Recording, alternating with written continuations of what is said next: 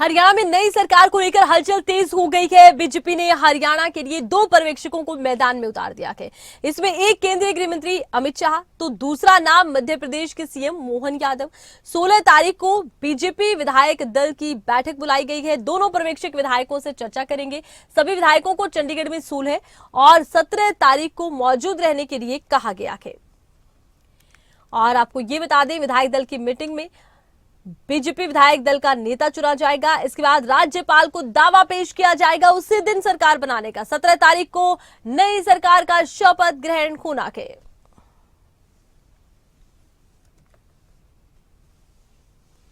अब शपथ ग्रहण को लेकर तैयारियां तेज की जा रही हैं। तैयारियों को अंतिम रूप दिया जा रहा है। बाकायदा न्योते दिए जा रहे हैं। बड़ी बात यह है कि पीएम मोदी भी पहुंचेंगे।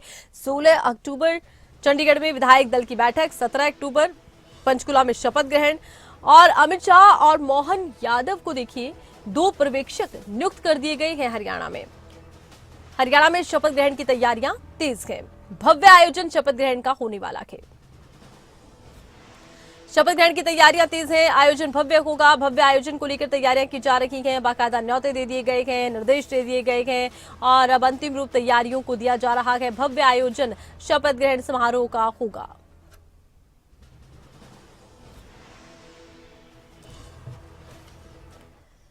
हरियाणा में नई सरकार के शपथ ग्रहण को लेकर तैयारियां पूरी हो गई हैं। 17 तारीख को शपथ ग्रहण से पहले विधायक दल की मीटिंग होने जा रही है। इस बैठक में विधायक दल के नेता को चुना जाना है। नई सरकार के शपथ का संदेश बड़ा हो, इसके लिए पीएम मोदी समेत केंद्रीय मंत्रियों को न्योता है। रिपोर्ट देखिए।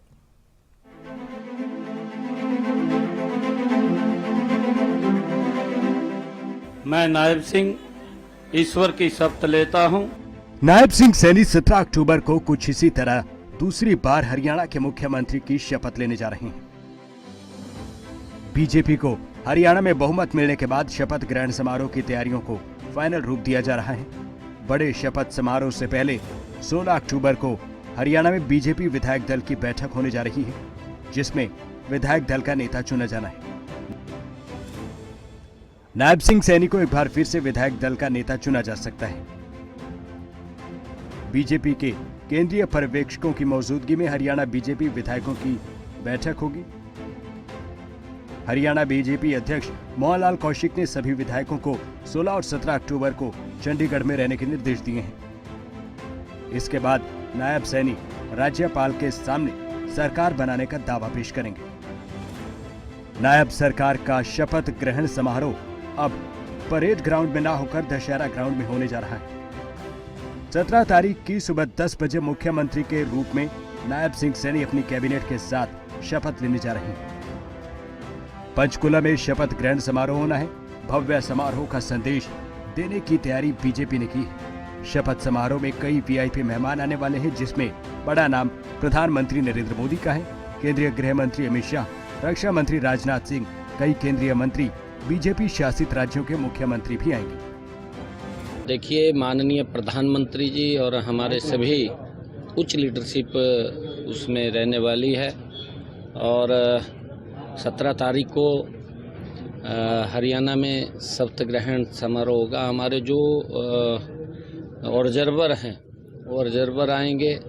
ऑब्जर्वर विधायकों से बातचीत करेंगे और बातचीत के बाद जो भी विधायकों का निर्णय होगा वो सर्वोपरि। मोटे रूप से फाइनल है कि 17 तारीख को प्रधानमंत्री जी का नोट हमको मिल गया है, तो 17 तारीख को पंचकुला में और मुख्यमंत्री जी और अन्य जो मंत्रिमंडल के साथी हैं उन सब का शपथ ग्रहण समारोह पंचकुला में होगा।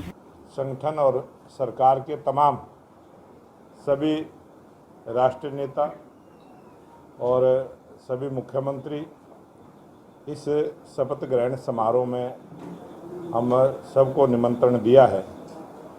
और 17 तारीख को पंचकुला जो परेड ग्राउंड है वहाँ पर इसका स्थान निश्चित हुआ है। और 17 तारीख को पंचकुला में शपथ ग्रहण समारोह का कार्यक्रम रहेगा। हरियाणा में बीजेपी के पास 48 सीटें हैं। 3 निर्दलियों का समर्थन भी बीजेपी के पास है। कांग्रेस 37 सीटों पर है और इनेलो को 2 सीट मिली है। नई सरकार को लेकर हरियाणा में हलचल तेज है। 17 तारीख को शपथ ग्रहण होना है और इसे लेकर तैयारी भी पूरी है। ब्यूरो रिपोर्ट, खबरें अभी तक। केंद्रीय राज्य मंत्री राव इंद्रजीत सिंह का एक्स पर एक पोस्ट सामने आया है। मीडिया में चल रही खबरों का उन्होंने खंडन किया है। लिखते हैं कि कुछ मीडिया चैनल पर चलाया जा रहा है कुछ तथ्यहीन खबरों को, मुझे 9 विधायकों के साथ बगावती दिखाया जा रहा है। ये सब तथ्यहीन है, आधारहीन समाचार है। राव इंद्रजीत सिंह ने सोशल मीडिया पर यह पोस्ट किया है, आप देख लीजिए। और उन्होंने लिखा है कि मैं और मेरे सभी साथी विधायक बीजेपी के साथ है। राव इंद्रजीत सिंह ने लिखा, हम बीजेपी के साथ मजबूती से खड़े हैं। राव इंद्रजीत सिंह की तरफ से सोशल मीडिया पर यह पोस्ट किया गया है।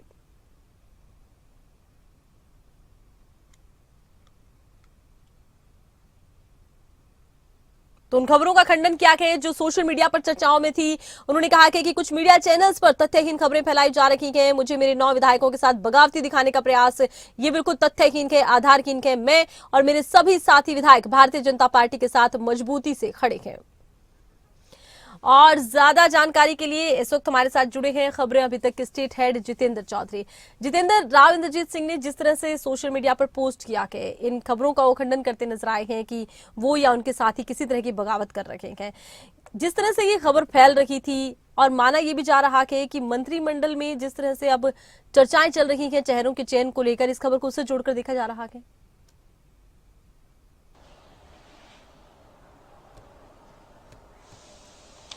देखिए, बिल्कुल आपने ठीक कहा, क्योंकि इस प्रकार की जो खबरें हैं वो चल रही थी राव इंद्रजीत के विधायकों के साथ मीटिंग करने को लेकर के या फिर अन्य विषयों को लेकर के जो खबरें हैं इस प्रकार की चल रही थी, जिसके बाद खुद राव इंद्रजीत को एक्स पर पोस्ट करके इसको लेकर के स्पष्ट करना पड़ा, यानी इन खबरों का खंडन करना पड़ा जो खबरें इस प्रकार की चल रही थी, क्योंकि बगावती होने की बात यहां पर कही जा रही थी। लेकिन राव इंद्रजीत के इस एक्स पोस्ट ने उन तमाम बातों का खंडन यहां पर किया है।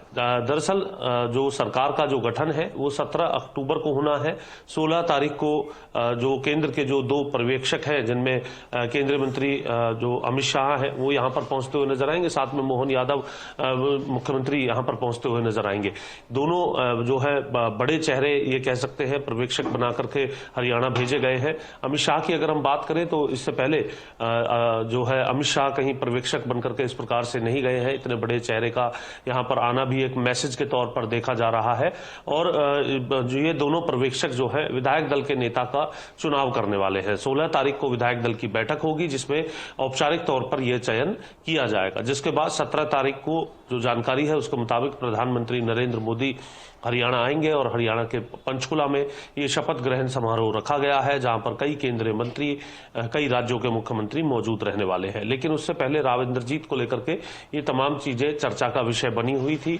इसको लेकर के एक्स पोस्ट कर उन्होंने स्पष्ट कर दिया है कि किसी भी प्रकार की बगावत को लेकर के उन्होंने कोई भी जो तैयारी है इस प्रकार की नहीं की है, और उनके साथ ही विधायक और वे खुद भाजपा के साथ मजबूती से खड़े हुए हैं। तो ये अपने आप में एक मैसेज देने का काम एक्स पोस्ट के जरिए राव इंद्रजीत सिंह की तरफ से किया गया है, क्योंकि अहिरवाल क्षेत्र की जो सीटें हैं उन सीटों को जीतने में राव इंद्रजीत सिंह की एक महत्वपूर्ण भूमिका मानी जाती है। और ऐसी स्थिति में जब उनकी बेटी खुद जो है चुनाव जीत करके आई है तो बहुत सी चर्चाएं जो है वो सियासी गलियारों में हो रही थी। उन तमाम चर्चाओं को लेकर के राव इंद्रजीत सिंह की तरफ से इस एक्स पोस्ट में ये स्पष्ट कर दिया गया है कि वो भाजपा के साथ मजबूती के साथ खड़े हुए हैं और किसी भी प्रकार की बगावत या फिर कोई अन्य तैयारी जो है उनकी तरफ से नहीं है, क्योंकि इस प्रकार की कुछ चीजें कुछ सोशल मीडिया ग्रुप और कुछ मीडिया संस्थानों की तरफ से सामने लाई गई थी, जिसके बाद राव इंद्रजीत सिंह की तरफ से इस एक्स पोस्ट को किया गया था। जी आरती। चलिए, बहुत शुक्रिया, तमाम जानकारी आपने दर्शकों तक पहुंचाई है जितेंद्र। तो देखिए, राव इंद्रजीत सिंह की तरफ से ये पोस्ट करके स्पष्ट किया गया है कि तमाम खबरें जो उनको लेकर फैलाई जा रही हैं बिल्कुल ही गलत हैं। अब हम बात कर रहे हैं हरियाणा की राजनीति की, और हरियाणा की राजनीति बेहद महत्वपूर्ण हो रही है आजकल के दिनों में, क्योंकि अब हम पूरी तरह से देख रहे हैं सरकार के गठन को लेकर तैयारियां की जा रही हैं। अगली खबर की तरफ बढ़ रहे हैं। हरियाणा में सरकार गठन के बाद अफसरशाही में नए बदलाव संभव है। मुख्य सचिव, प्रधान सचिव समेत कई बड़े पदों पर नई नियुक्तियां होंगी। मुख्य सचिव TVSN प्रसाद 31 अक्टूबर को हो रहे हैं retire. PSCM IAS V Umashankar भी केंद्र में प्रतिनियुक्ति की इच्छा जता चुके हैं। मुख्यमंत्री कार्यालय में हो सकते हैं नए चेहरे एंटर। चुनाव के दौरान निष्पक्ष भूमिका ना निभाने वाले अधिकारियों पर बताया जाता है कि कहीं ना कहीं कुछ बड़े फैसले हो सकते हैं, क्योंकि ये रडार पर आ गए हैं। बड़े स्तर पर जल्द IAS और HCS समेत IPS HPS के तबादले संभव हैं। चलिए एक बार फिर से जितेंद्र चौधरी का हम रुख करते हैं। जितेंद्र, हरियाणा में प्रशासनिक बदलाव को लेकर सुबुगाहट है और इसका काफी कुछ नाता अभी हाल ही में हुए विधानसभा चुनावों से लेकर भी जोड़ा जा रहा है।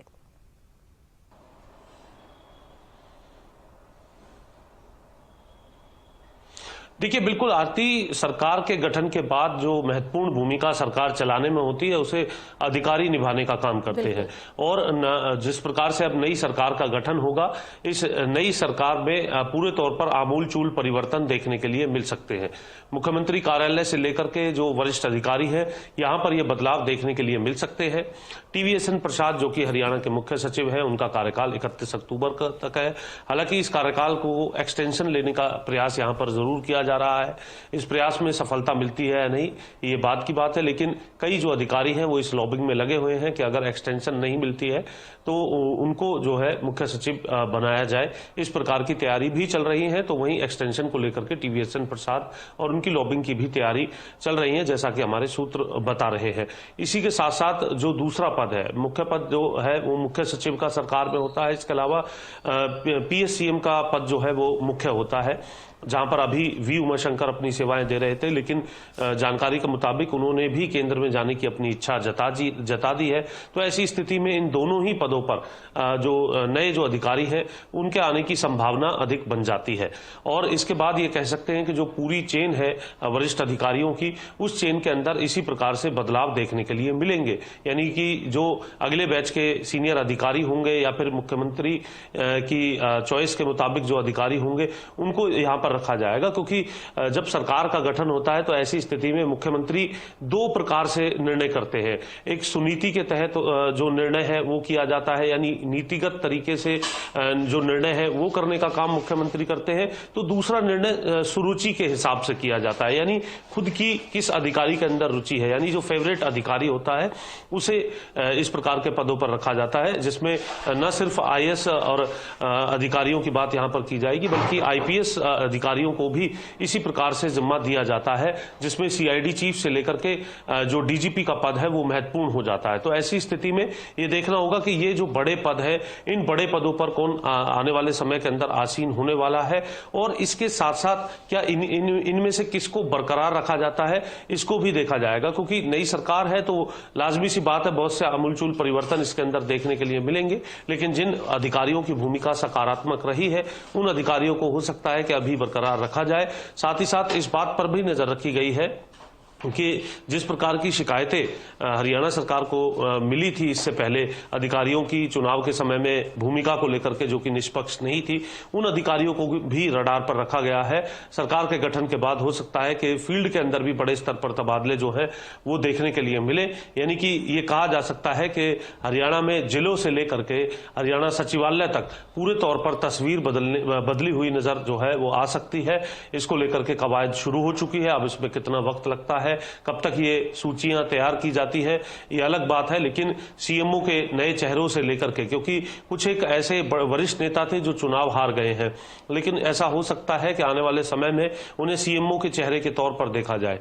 सूत्र बता रहे हैं कि कंवरपाल गुर्जर और असीम गोयल ऐसे चेहरे हो सकते हैं जिन्हें CMO के अंदर एडजस्ट किया जा सकता है। इसी के साथ साथ जो HSSC के जो पूर्व चेयरमैन है भोपाल सिंह खदरी, उनके एडजस्ट करने की जो चर्चाएं हैं वो भी सियासी गलियारों में चल रही हैं, क्योंकि उनके पास पूरा अनुभव जो है वो HSSC को लेकर के है। और मौजूदा जो HSSC के चेयरमैन है वो भी लगातार आगे बढ़ रहे हैं। सरकार नौकरियों को लेकर के किसी भी प्रकार की कोई कोताही ना हो, इस बात पर भी लगातार ध्यान बनाए हुए है। तो ये कह सकते हैं कि एक बदला हुआ स्वरूप जो है वो सरकार का गठन के तुरंत बाद ही नजर आना शुरू हो जाएगा, और उसके बाद नई सरकार किस प्रकार से काम कर रही है उसके आउटकम भी आने शुरू हो जाएंगे। जी चलिए, आप बने रहिए हमारे साथ। हरियाणा में नई सरकार को लेकर हलचल पूरी तरह से तेज है। बीजेपी ने हरियाणा के लिए 2 पर्यवेक्षकों को मैदान में उतार दिया है। इसमें केंद्रीय गृह मंत्री अमित शाह, दूसरा नाम है मध्य प्रदेश के CM मोहन यादव का। 16 तारीख को बीजेपी विधायक दल की बैठक बुलाई गई है। दोनों पर्यवेक्षक विधायकों से चर्चा करेंगे। सभी विधायकों को चंडीगढ़ में 16 और 17 तारीख को मौजूद रहने को कहा गया है। विधायक दल की मीटिंग में बीजेपी विधायक दल का नेता चुना जाना है। इसके बाद राज्यपाल को दावा पेश किया जाएगा सरकार बनाने के लिए। उस दिन 17 तारीख को नई सरकार का शपथ ग्रहण होगा। शपथ ग्रहण को लेकर तैयारियां तेज हैं। चलिए रुक करते हैं खबरें अभी तक स्टेट हेड जितेंद्र चौधरी का। जितेंद्र, अब देखिए सरकार बनाने की तैयारियां पूरी तरह से तेज हो गई हैं, 2 पर्यवेक्षक भी नियुक्त कर दिए गए हैं। अब क्या कुछ पूरा शेड्यूल आपको नजर आता है 16 और 17 तारीख को लेकर?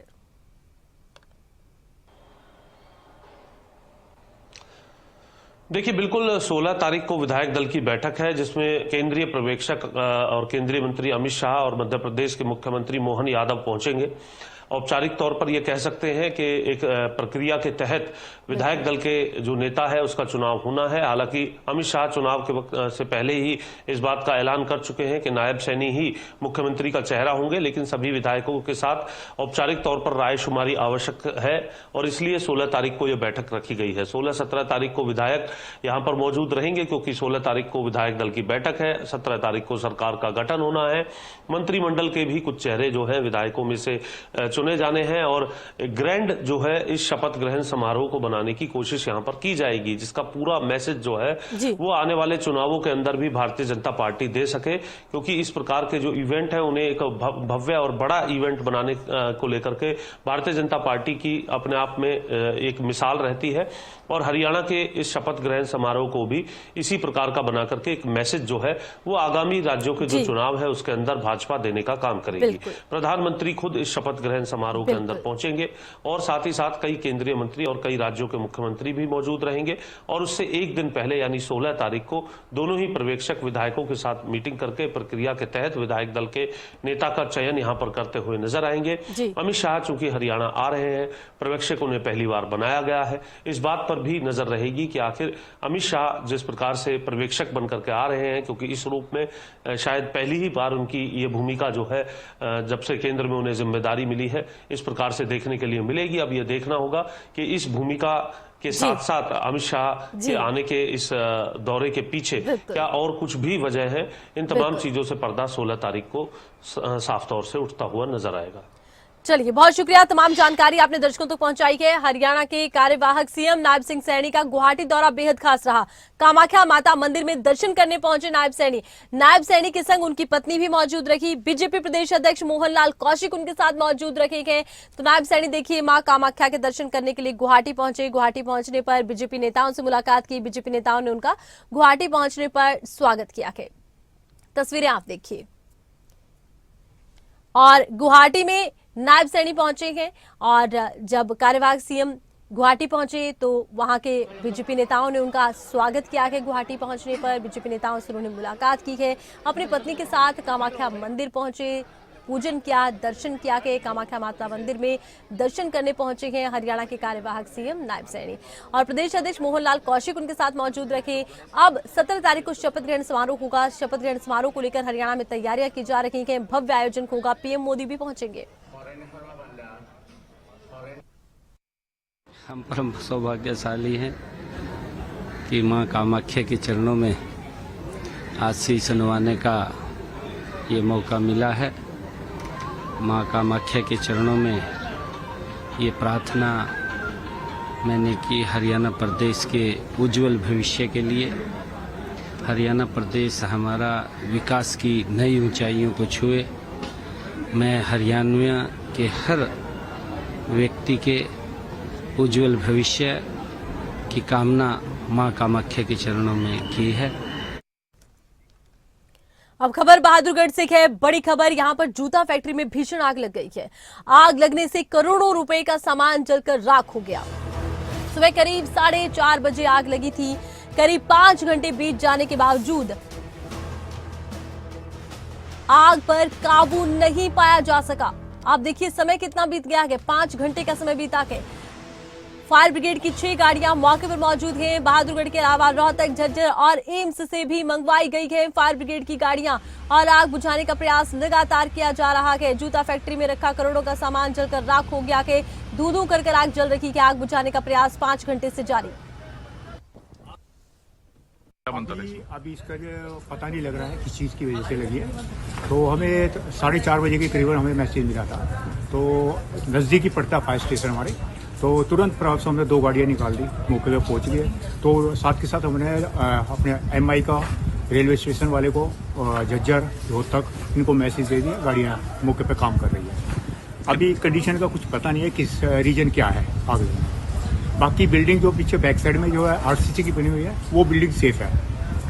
सर 4 घंटे हो गए हैं, किस वजह से दिक्कत आ रही है बुझने में? ये बिल्डिंग गिरने को हो रही है, क्लैप्स होने को कुछ जगह पे। शेड भी गिर गई? हाँ, शेड गिर गया है, तो शेड के नीचे आग दब गई है, उसमें आग बुझाने में टाइम लगेगा। क्या बनता था सर फैक्ट्री में? इसमें जूते चप्पल है, ये प्लास्टिक।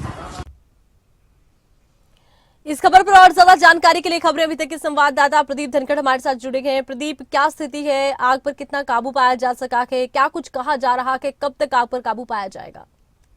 जी, बहादुरगढ़ के सेक्टर 17 में स्थित 38 नंबर प्लॉट है ये, जहाँ पर अपील फुटवेयर नाम की कंपनी चल रही थी जिसमें जूते चप्पल बनाने का काम किया जाता था। आज अचानक सुबह 4:30 बजे के आसपास इसमें भीषण आग लग गई और आग लगते ही पूरी फैक्ट्री को आग ने अपनी चपेट में ले लिया। मौके पर फायर ब्रिगेड के कर्मचारी भी पहुंचे हैं, आग पर काबू पाने के प्रयास शुरू किए गए हैं, लेकिन करीब 6 घंटे होने को आए हैं और आग पर पूरी तरह से अब तक काबू नहीं पाया जा सका है, क्योंकि अंदर रबड़ से बने हुए जूते चप्पल और उनकी जो सोल है वो यहाँ पर रखी हुई है। इसके साथ ही अत्यंत ज्वलनशील केमिकल्स जो है वो अंदर रखे हुए हैं, जो रह रहकर इसी वजह से आग भड़क रही है, जिसकी वजह से फायर ब्रिगेड के कर्मचारियों को भी काफी कड़ी मशक्कत करनी पड़ रही है। बहादुरगढ़ के अलावा झज्जर और एम्स से भी ये गाड़ियां मंगवाई गई हैं फायर ब्रिगेड की। करीब 6 गाड़ियां मौके पर मौजूद हैं और आग पर काबू पाने के प्रयास अब भी चल रहे हैं, लेकिन फैक्ट्री के अंदर से अब भी धुआं उठता हुआ दिखाई दे रहा है।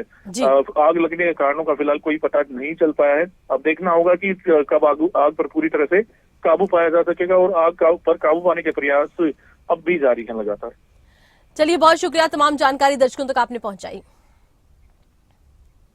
उखलाना में सड़क हादसे का सीसीटीवी फुटेज सामने आया है। पेड़ से टकराई बेकाबू कार, ये घटना सीसीटीवी कैमरे में कैद हो गई। इस कार हादसे में एक युवक की मौत हुई है। बड़ी खबर, बड़ी जानकारी उखलाना से आई है सामने। यहां पर एक कार दुर्घटना का सीसीटीवी सामने आया, तस्वीरें आप देखिए, और इस हादसे में एक युवक की मौत हो गई है।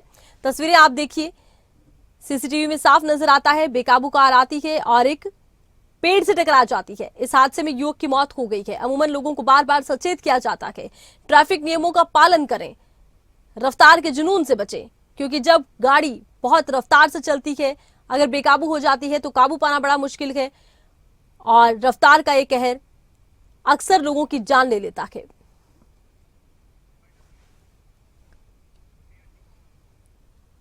इसी के साथ ही इस बुलेटिन में बस इतना ही। देखते रहिए खबरें अभी तक।